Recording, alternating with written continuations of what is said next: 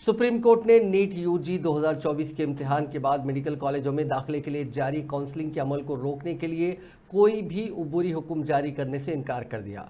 इस साल 5 मई को मुनक़िद होने वाले नीट यूजी इम्तिहान को मंसूख करने की दरखास्त की समाअत करते हुए जस्टिस विक्रम नाथ की सरबराही वाली तातीलाती बेंच ने इस मामले में नेशनल टेस्टिंग एजेंसी और दीगर से जवाब तलब किया है।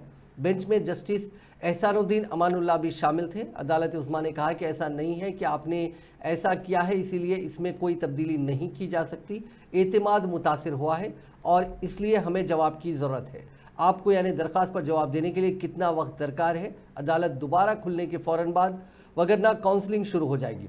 अगर आपको मज़ीद वक्त चाहिए तो हम काउंसलिंग रोक देंगे। एनटीए के वकील ने कहा कि इसी तरह की एक दरखास्त पर 8 जुलाई को chief justice of India DY Chandrachud की सरबराही वाली बेंच के सामने समाअत हुई है। इस पर अदालत ने कहा कि हम इस मामले की 8 जुलाई को समाअत करेंगे। हम ऐसे ज़ेरे इल्तिवा पिटीशन के साथ टैग करेंगे, तब तक आप अपना जवाब दाखिल करें।